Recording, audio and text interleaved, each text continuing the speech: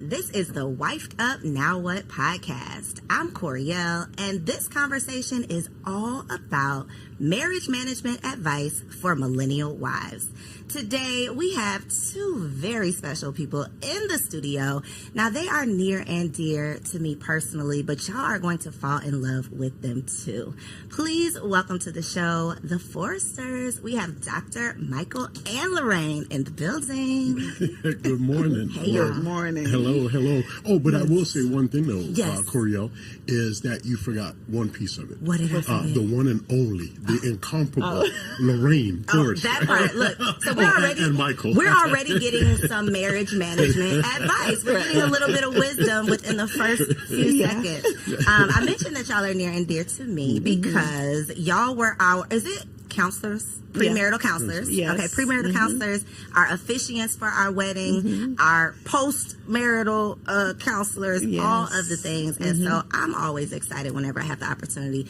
Well, let me not lie. I was going to say I'm excited when I have the opportunity to talk to y'all. It's usually not very exciting, but I'm excited when I have the opportunity to talk to y'all publicly. Right. When it ain't just about me and my problems. Right. But we're going to talk a little bit about me and my problems today. Okay. Which is what this podcast is all about, though, because we have been led to believe that getting the husband was the hard part. You know, that's the word on the street. It's like single ladies, you got to do 1, 2, 3, 4, 5, 6 to get a man.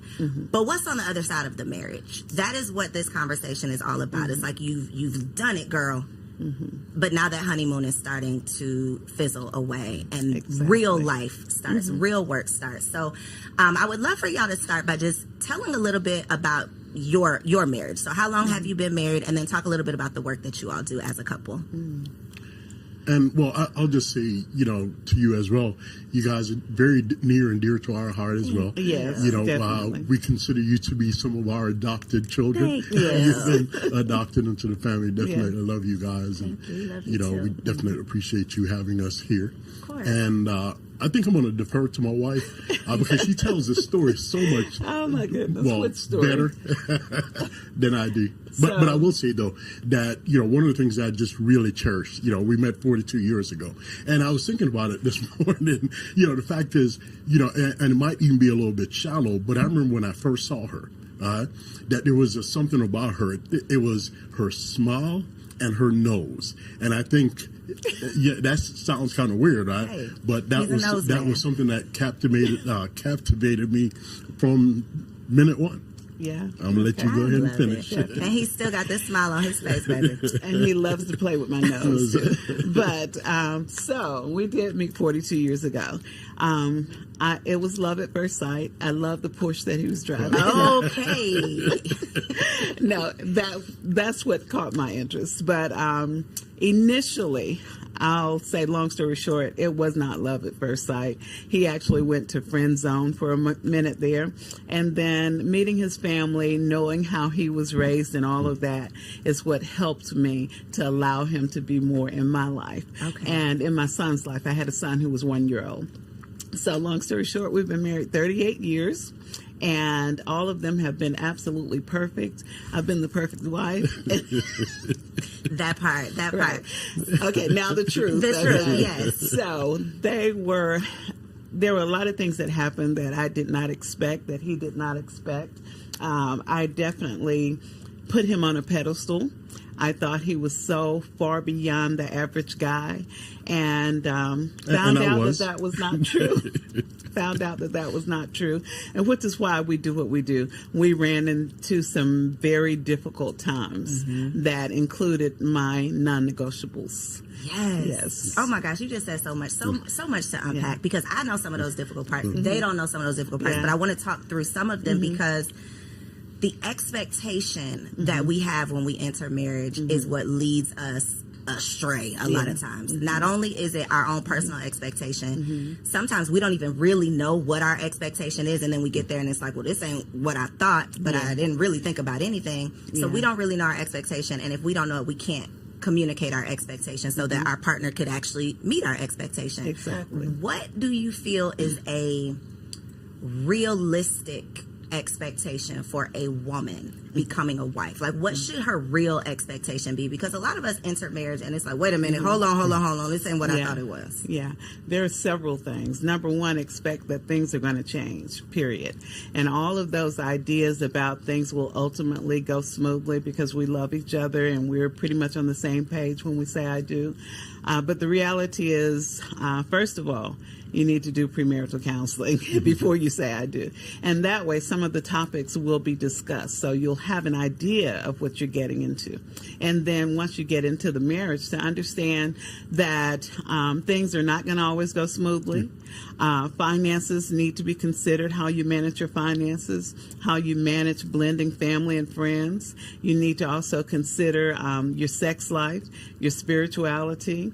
All of those things are things that you have to really think about. What is it, as you said, what is it that I want so I can communicate to my mate what I want and they'll understand it. So you mentioned something about his family, like seeing his family, and then you're like, okay, he can come on out the friend zone. We can give this a try. I think so often we overlook not just how your family is showing up. Like you go around and it's like, oh, they're cool or they're nice or whatever, but like, how were you raised? What did you witness in your home? What was your experience with relationships or communication or finances? All of those things I think we overlook because we're looking at his Porsche or we're looking at, what social media tells us is important, and then we're forgetting about the real things that are going to matter once the marriage truly begins.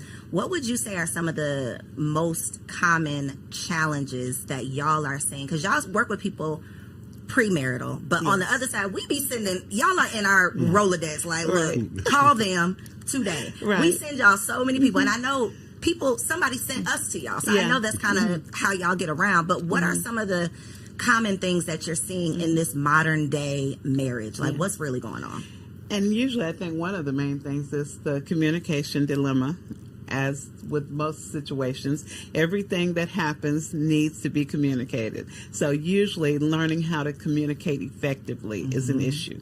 And one thing that has come out recently is that family support is one of the number one reasons couples are divorcing today. For lack of family support. Exactly.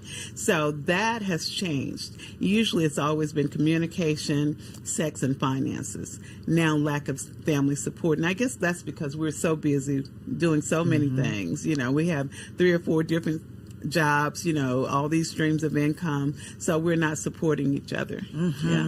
If I could just chime in just 1 second, in terms of the expectations, I think that there needs to be an expectation that you need to be flexible, because despite, the upbringing, the family background, and even though those things are, they look ideal, that does not guarantee that what you experience in the marriage is going to reflect the same as what your mate might have, experienced in your life. Yes. Would you say that is accurate? Because something else you said that I could personally identify with and relate to is the pedestal that you had him on, that you just thought, oh, perfect man, perfect husband. And then it's even harder when they fall off of that pedestal. Can you talk a little bit about that process of how he was able to fall off the pedestal, but then you didn't walk away? You were still able, well, you might have walked away and came on back, but you were still able to piece it back together somehow. And what does it look like on the other side now that you know he's not perfect? Yeah. And he would always tell me, look, I'm not perfect. You think too highly of me. But I was looking at his family, his mom, dad, great people. They taught him well, had great morals. His siblings, they got along very well. They had very interesting and intriguing conversations. Everything was just great. And he would call me long distance and tell me, I was listening to this sermon the other day and they said XYZ. And I'm like, okay, and all of those things. He was not the average person. He would never use profanity in my presence, period, and he's always so respectful. But then the tables turned. Day by day, he changed a little bit. And I think sometimes we kind of acclimate to the environment. So maybe the friends changed. I'm not saying it was on them. It was in him. But I could see a change. But they create an environment where it could come on out. Exactly. And so the things changed. Like he would never necessarily curse me, but I would hear the profanity when he's talking to some other people, which surprised me. And then I would see different things change. And ultimately, when I found out that he was for the streets, that was it right there. You found out he was for the streets. Mm-hmm. How did you gather him back out of the streets? You don't have to go into all the details, but nobody walks down the aisle thinking they're going to find out that their husband is for the streets, especially not when they had him up on this pedestal. Yeah. But these are the 40-plus year experiences that we have to hopefully not be prepared for, but at least be aware of. Right. And so one of the things that I did not expect this to ever be this person. I thought that he was a man of great integrity. He was always at home. He went to work. He came home. Everything looked real good. But there were times when I might be at church and he might not feel like going. And then he would go do his thing wherever and be back before I got home from church. So when I did find out that he was for the streets, it was one of my non-negotiables. So I'm like, you out, period. This is done. But he said, I'm sorry. I made a mistake. I didn't mean to do it. I love what you. Does all for the the streets things mean? Can we let's define for the streets, because for the streets could mean I like to go out, hang out. For the streets could mean I like to drink a little bit more than you do. For the streets could mean I like to socialize. Like, what does this for the streets look like? Well, in our situation, me being for the streets was really more about women. He was a hoe. Yeah. He's taking too long. He was. Okay, go ahead. I just had to get that out. But yes, and for me, not alcohol, but drugs was the other portion of it. Yeah. So and it was one of those. Well, yeah. And for me, real drugs, or was it women and weed? Because weed ain't on. No. It was for real me. drugs. It was cocaine. Oh, real drugs. Okay. Which was my second non-negotiable. Holes and hard drugs. No, right. Okay, got it. Yeah. And it was one fueling the other. Did one. Led to the next. Yeah. So it was just this perpetual cycle. What would you looking back at that? Because women, we're just speculating about what we think men are thinking about, and can you recall what led to, like, what was the first foot outside? It was ego, really, because to be honest, and this is something when I actually, started, down that road. It was something that was it was a slow walk. It wasn't something that just all of a sudden, it was, the constant back and forth, the folk making snide remarks or these little suggestive comments. Your wife was? No. In terms of the other person. Oh, the other person. Okay, got you. Just the little suggestive comments, and it was years before something actually happened. So it was definitely a slow walk. And one of the things that I can say is, even though my wife, is the incomparable, the one of a kind, she wasn't exactly perfect.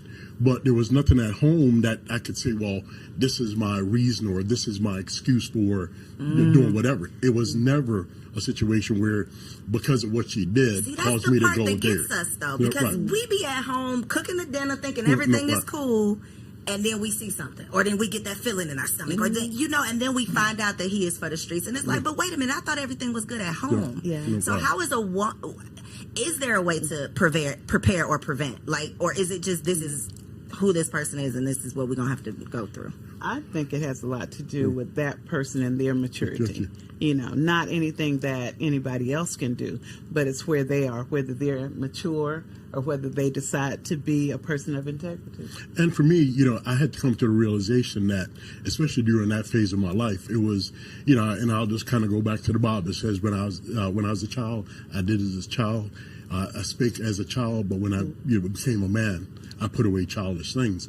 And for me, that was definitely one of those phases where it was me being self-centered, selfish, and, it was that ego thing, So this is a non-negotiable, a deal breaker.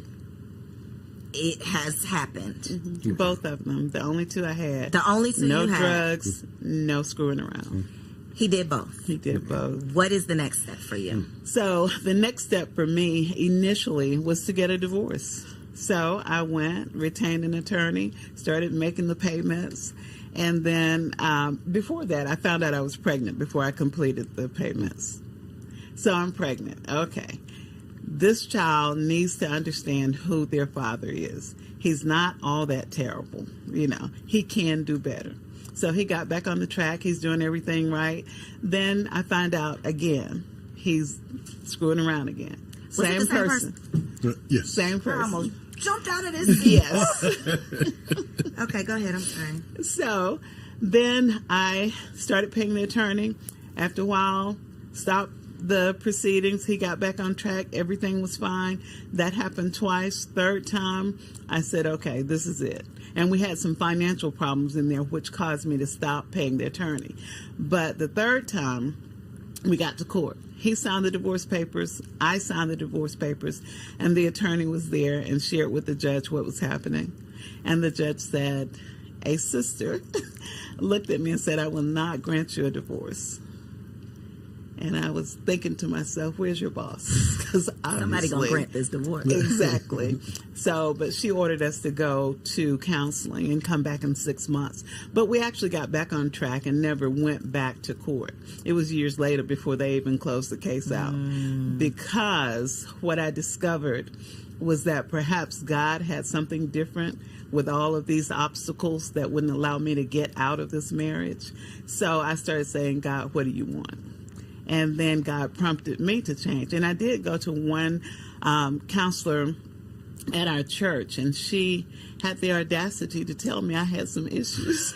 No, ma'am. No, she did not. I was like, wait a minute. He's all wrong. He's the one doing wrong. Exactly. And she shared with me some of my shortcomings. So that coupled with my conversations with God, I changed my behavior, and then he could see. I think that's what helped him to see that change was possible. So as a woman in this scenario, and I'm sure this is something that comes up with your couples, how do you not internalize it and make this about you when it's obviously, something that he's dealing with? That's part one. But then part two is, how do you take accountability of maybe you're not making this a safe space at home? Maybe you do have an attitude, whatever the counselor told you, like maybe there is some things that you need to work on. How do you not blame yourself, but then also take accountability for your part in the partnership? Yeah. So initially I started to go down that hole, as most people will, what's wrong with me? Why is it that he's out seeking something else? What's wrong with me? And then I soon realized that there was nothing wrong with me. And anything that I thought was wrong, I could fix it, or be happy with it. So I did work on myself. And then I was able to say, you know what? This is his problem. He has the issue, not me.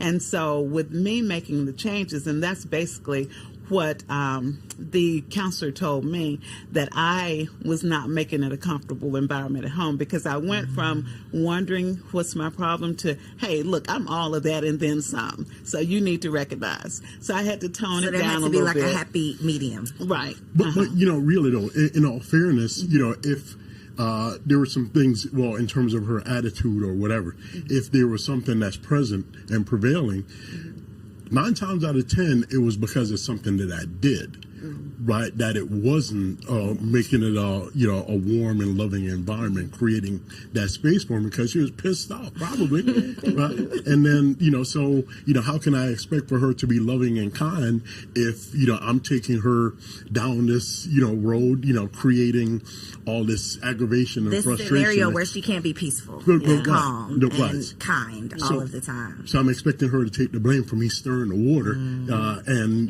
getting things, stirred up. But yet she's supposed to be... Y'all were both playing your parts in it, for sure. Yeah, and it was definitely him. And some people who know me now think, oh, she's a minister. She's always got down on her knees and prayed and everything worked out. Well, when he looked at me, this came to mind. I'm peeling potatoes. It's like on Thanksgiving or Christmas Day or something. And I said something to him, and he looked at me and said, Psh, get out my face, and turned his back and walked away. And all of a sudden, the knife went sailing across the room. It was a slow motion and hit him in the back, stuck him in the back. So that's the kind of thing he provoked. 40 plus years. What? You know what, though? It's so necessary to hear these conversations because people love just saying, well, your grandma stayed married for 60 years. Yeah. But we weren't privy to what was really going on in that marriage. And if we knew what they had to work through over over a course of literally a lifetime, everybody wouldn't be, I think, running so quickly down the aisle and not being prepared to do so. Do you think that you entered the marriage with deal breakers or non-negotiables? You know, I don't really think that I had. Well, I guess maybe I probably would have one, and it would probably be cheating because I know for me, had it been a situation where the shoe was on the other foot, I'd have been out the door. Out the door. Yeah, I thought, even though it was unspoken. Got you. So when couples sit down on well, not on your couch because I know a lot of it is virtual, but when you are in the presence of couples premarital, how do you advise to handle like deal breakers? Do you advise that you should have deal breakers, non-negotiables, or do you encourage people that you can work through whatever life presents you? So, of course, each situation is different. We do ask them sometimes, do you have deal breakers? And let them listen to what they're saying and what their mate is saying. Many of them who have gotten to the point of really wanting to be married, they'll say things like, okay, I don't know if cheating would be my deal breaker, but drugs would definitely be. And violence, which we definitely ask people to step away from the relationship if there's violence or emotional. But you threw that knife now. Doc, you do that. But that was not on purpose. I didn't get it. It was a reaction. Thank you, babe. It wasn't premeditated, or are you sure it wasn't premeditated? It was not. Everything just went together. It all clicked. Yes. But those things, even with that, I said we have no experience with violence because I don't count that as violence. Ma'am. Now, ma'am. When I did it. Okay, gotcha. We don't count. When I did it. Okay. Or the time that I slapped him. So those things, Sometimes a good slapping. No, we do not condone violence. We don't. We do not. No, fellas. Yeah, but sometimes a little yanking. Yeah. Okay, that's interesting because we've had a conversation around deal breakers, and it's usually the wife who has a laundry list of things that they're not going to deal with, and the husband who's like that one thing, like absolutely not. If you step out, I can't get through it. Yeah. In your experience with couples, though, have you had situations where it's been infidelity on the woman's part and they have been able to work through it? Have you witnessed that? We have. He said no. He started shaking his head real quick. Right. We've seen them try, but ultimately it ends in a divorce.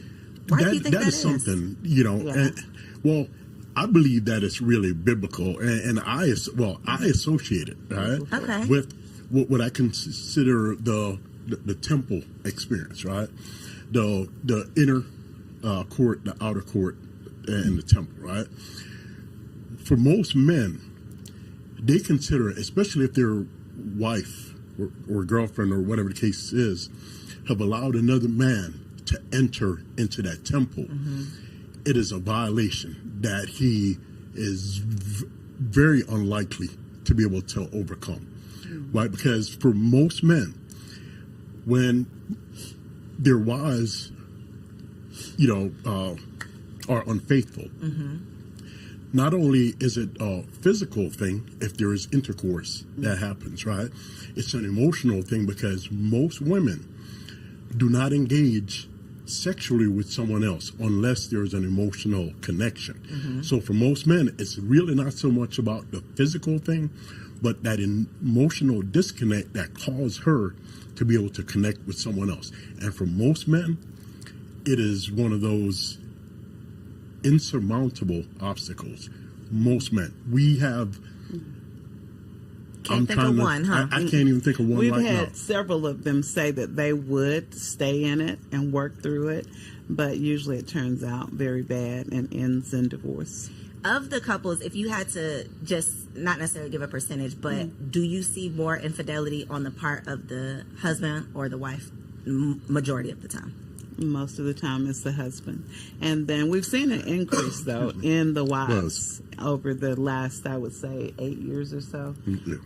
But definitely the men are still leading. And do you think, or what are some of the, because again, we want to have preventative measures, right? We don't all want to be, I don't want to be slapped in the face and then I got to get myself up and figure it out. Like if there's something that I could do, conversations that I could have, things I could be on the lookout for, ways that I can improve myself to prevent some of these issues, infidelity being one. Are there any things, like, just based on the real people? Because a lot of these podcasts, we just making up stuff, talking about what we would do if I was in this situation, but you haven't been, so what are you talking about? The real people that you've seen, what is the real cause? Like, what is making people step out? And how can we prevent it? I think it's insecurity and immaturity. You know, the insecurity, that stroking and making you feel good, you know, everything can be good at home. But if I have 10 more people telling me I'm great, or even one more telling me I'm great, then that's going to pull me outside a little bit. So I think when we come into the marriage relationship, it's important that we're mature, and that we also, before we get married, that we look at those red flags, that we pay attention to them. You know, I was actually doing a show with a young lady the other day, and she talked about being at, what is it, where you go ride the go-karts, and she was rammed by her fiance, and you know, all of this was online, but she said it was a red flag for her, but she just said, oh, because why would you do that? Right. But something in her told her that this was his temperament, you know? And so those red flags, even if you're not sure, just be still. Don't jump into it, you know?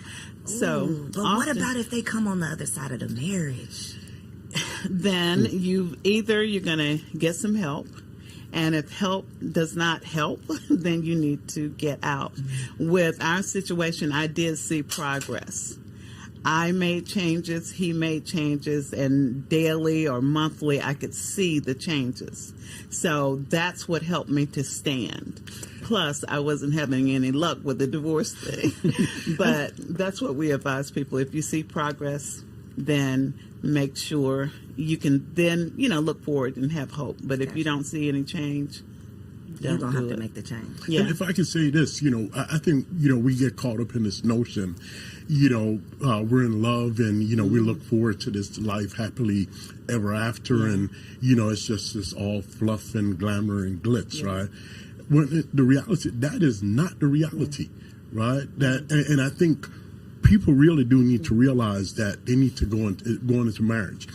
It needs to be eyes wide open. Right, that you're not dismissing these things that are these little red flags to you, that you are addressing them up front if you can. You know, surely there are things that's going to happen, you know, because if you're going through life together, there are going to be obstacles. There are different things that's going to come up. But when there are these blatant red flags on the upside, on the front side of it, and you ignore them, that's ignorance.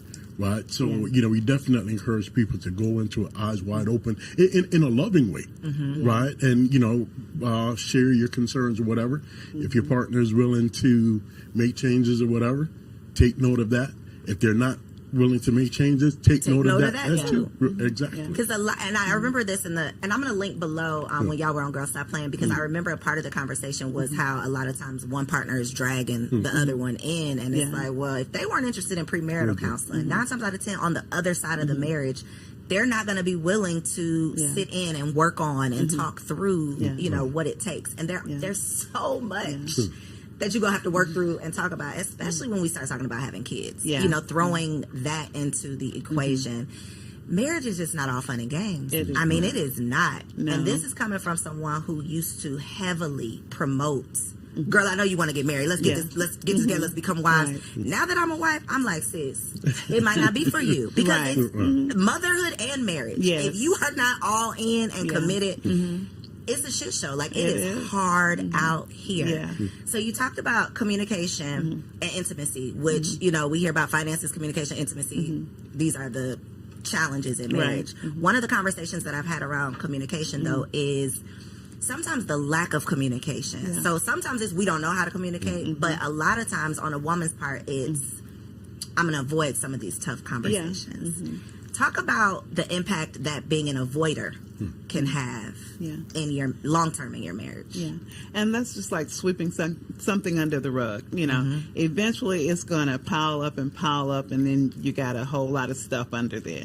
So the best case scenario is go ahead and discuss it, but figure out when and how to discuss it. You know, one thing that we recommend that couples determine a specific date or 2 dates out of the month that they're going to have conversations, a check-in period. And that check-in period, then I know and my husband knows that we're going to have some tough conversation. And sometimes it might not be anything, but we still have that on the calendar.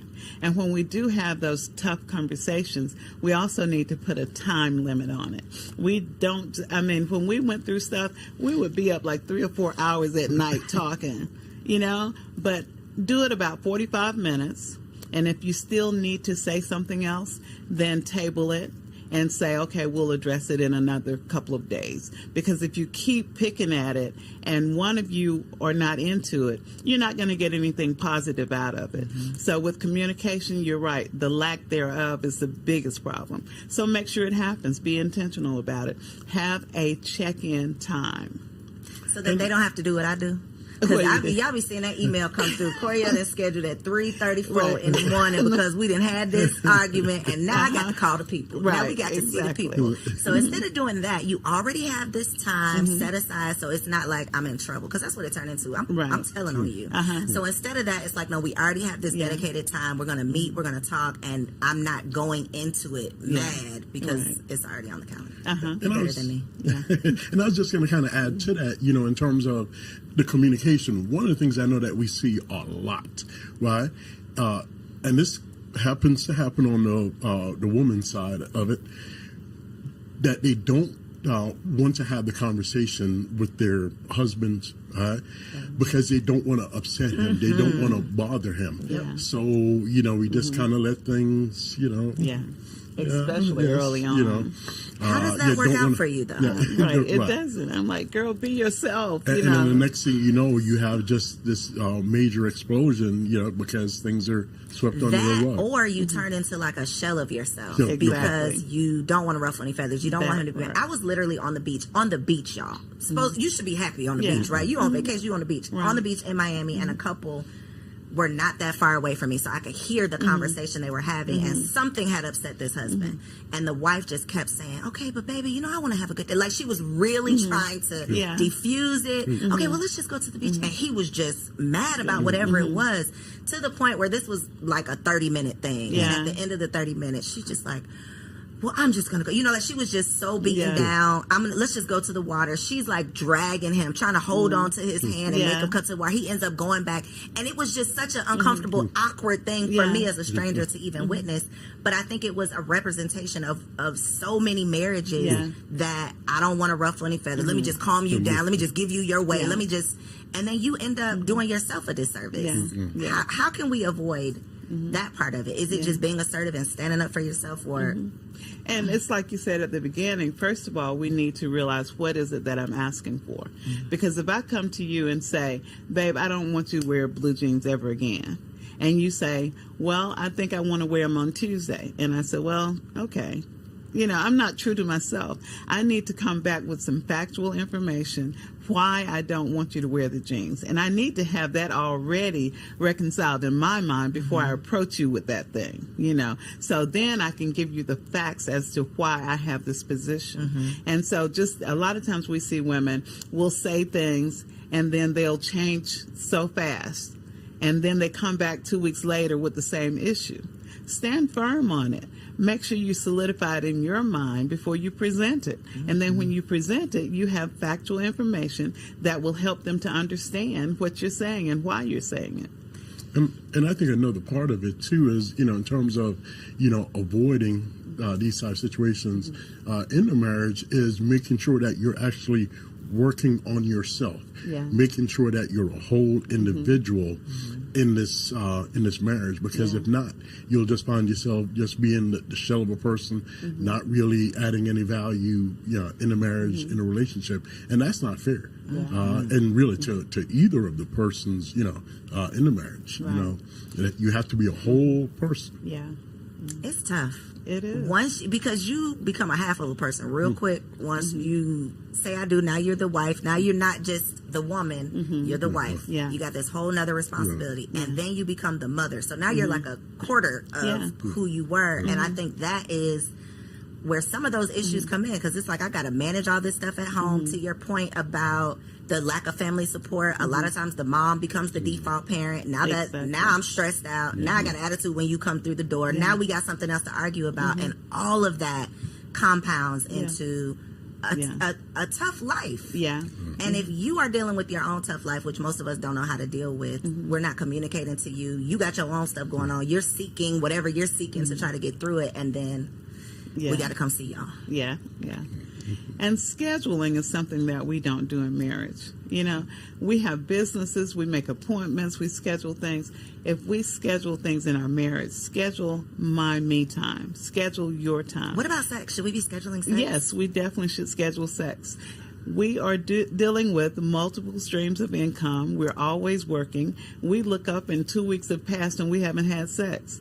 You're already 6 times down. Dang, so wait a minute. So what's the goal here now? What's the goal? What we going for? It still remains a minimum of 3 times in a 7-day period. It still remains a minimum of 3 times. I'm glad y'all said that, because me and Kendrick had a little back and forth about, is it 3 or is it 4? I knew it was 3. I told you it was 3. You said he was going to call you. I know it was 3. Minimum of 3. Well, Kendrick, I think we're going to get you an extra one. Please. He's like, no, because it's supposed to be the majority. I'm like, sir, relax. 3 is good. But seriously, other than lack of intimacy, what are some other, besides scheduling it, like what are some other preventative things that we should be aware of? Like, first 1 to 3 years of marriage, when it comes to intimacy, what is your advice?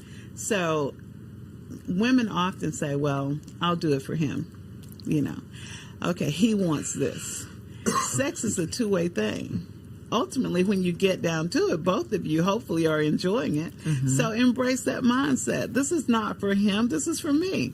I enjoy it. You're looking at and thinking about things that you want to do, things you want to have done to you. That helps you to get into it. Looking at part of how they do it in the tantra sex, where you're thinking about it 24/7 and you're psyching yourself up to it. Or you go 3 days with you two touch, kiss, and everything but sex. But then on that 4th day, you go all in, And so it's making it interesting for both of you. And it's not, there is sex and there's making love, 2 different things. Both of them are necessary. A lot of times women expect making love. I just can't, because we had an argument 5 days ago, so I can't do it. You can. You could just have a little sex. Right, and enjoy it. That part. So if you got an attitude, though, this is the men are from Mars, women are from Venus thing. I could piss him off at 8:05. By 8:07, he ready to go lay down. He is fine. 8:06. Look, 30 seconds later, if he pisses me off at 8:05 a.m., I might still be mad at 8:05 p.m. Like, I might just be coming down at 8:05 p.m.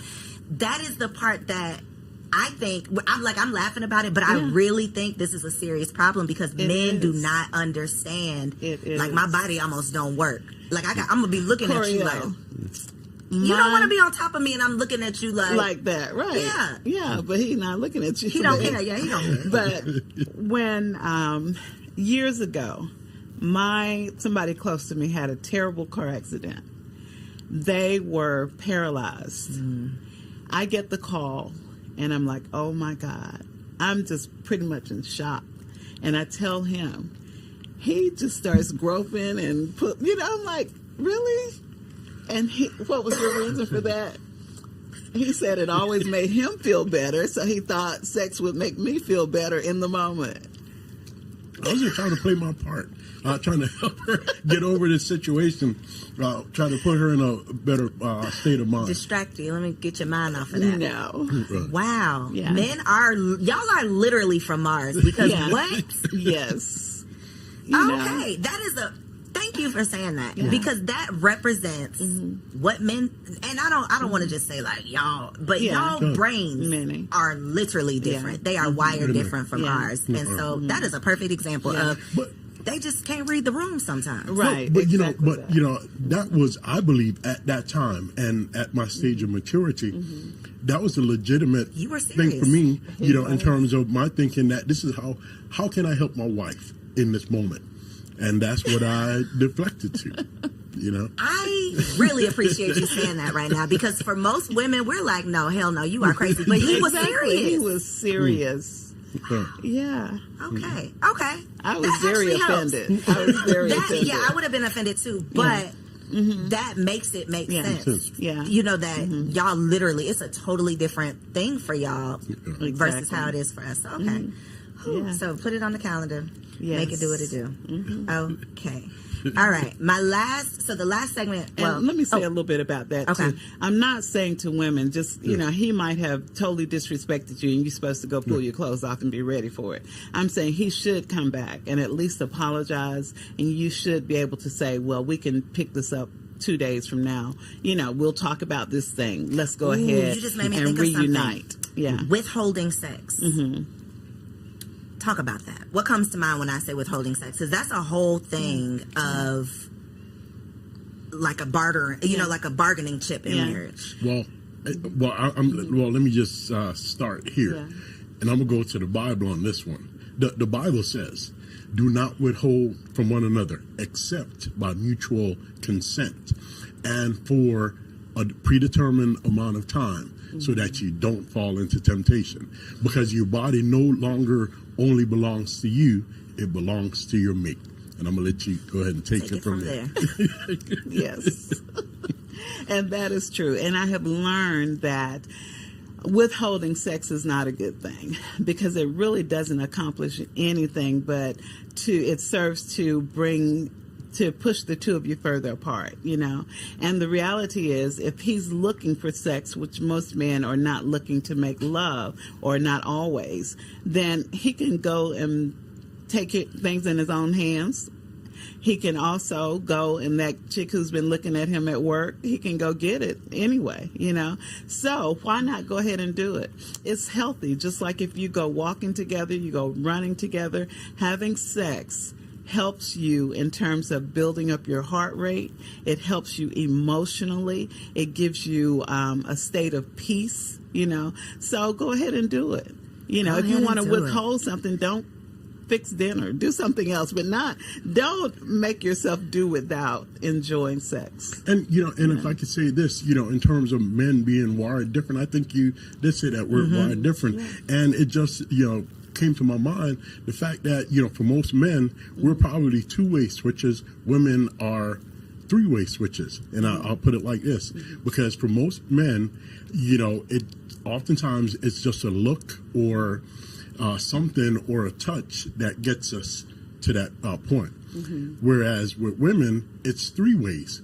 I feel that it's the mind, the heart, and the vagina. If those poles aren't connected, it's not going to happen. So, and I think, we don't want to minimize that part in terms of, saying that, and as we were saying that we shouldn't deprive one another, right?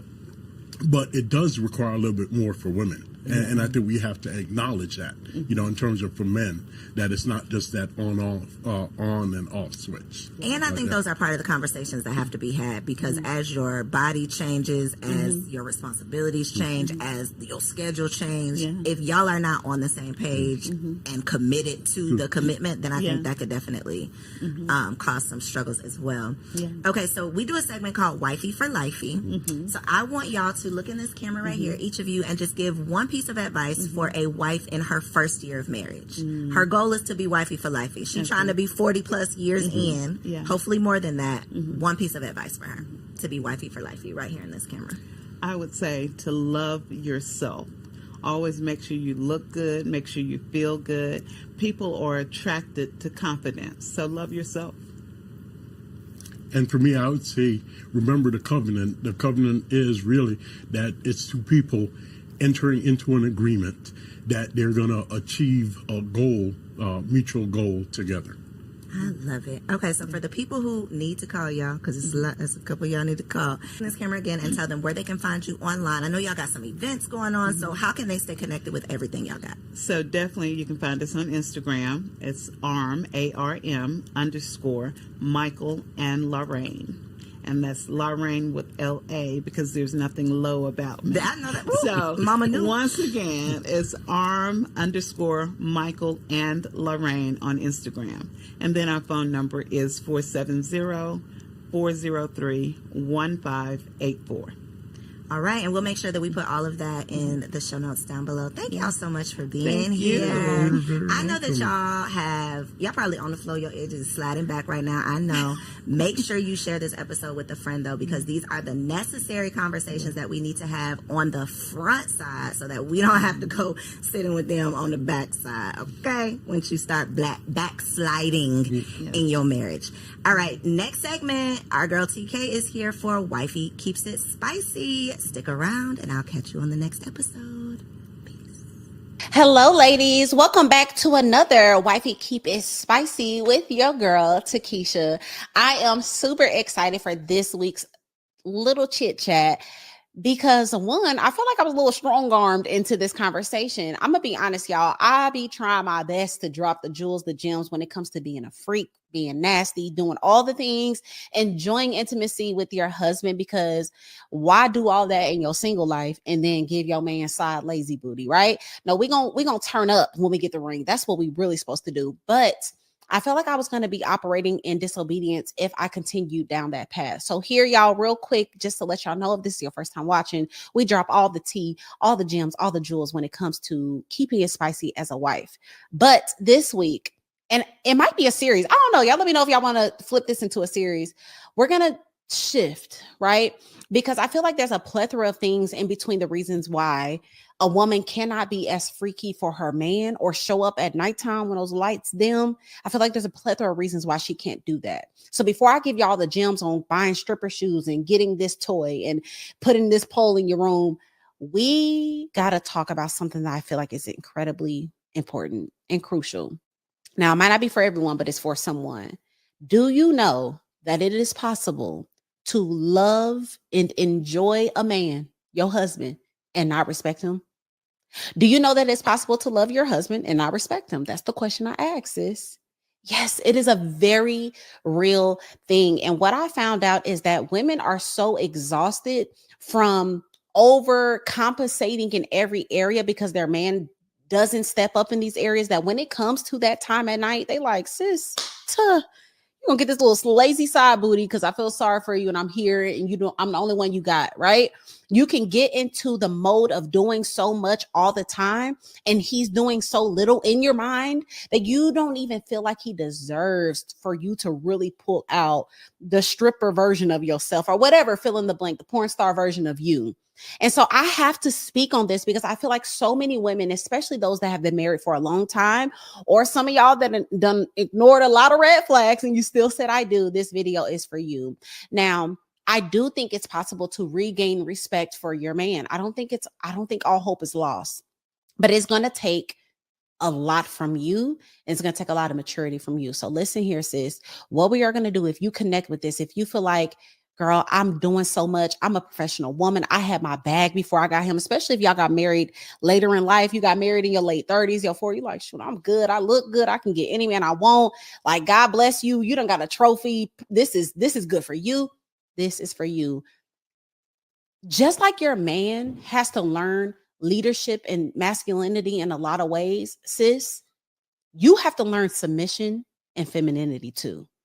Because you have been leading your life for so long and you've been making all the decisions, you've been the boss in your company, you've been the leader in your friends group, you've been the smartest.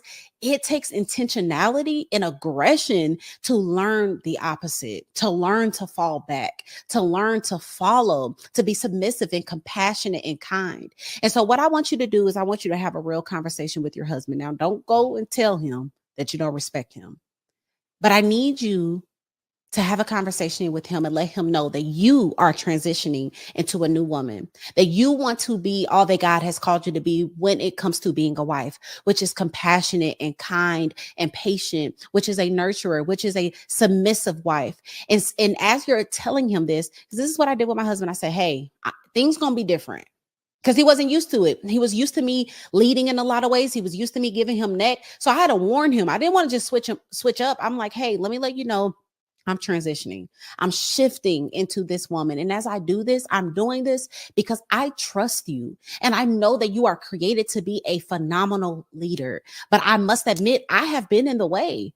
I have strong-armed my way in a lot of decisions. I've pushed you to the passenger seat. I want you to get back in the driver's seat, Daddy. I want you to make the decisions again. I want to support you. I want you to know that I trust your leadership, right? And having these conversations with our husband, not only to ask them for grace as we are transitioning, but letting them know, hey, it's yours. I don't want it anymore. And I promise you, as you see your husband step up more, as you see him making more decisions, as you see him saying, setback, I got this, baby, you're going to want to throw it back at the end of the night. You're going to want to do it well. You're going to want to do it just like how he likes it, okay? And so a lot of us have to admit, we've built a man that takes the back seat a lot because I got it. I'm good.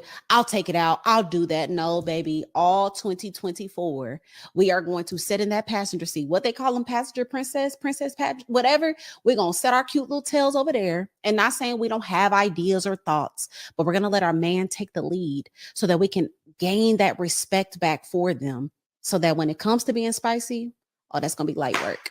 So y'all let me know how y'all feel about this. Let me know, are you going to have that conversation with your man? Are you going to let him know, hey, I'm ready to transition. I'm tired of wearing pants. Give me my skirt back. If you're going to do that, let me know in the comments down below and share this with a girlfriend because it's going to help somebody. Okay, until next time, y'all.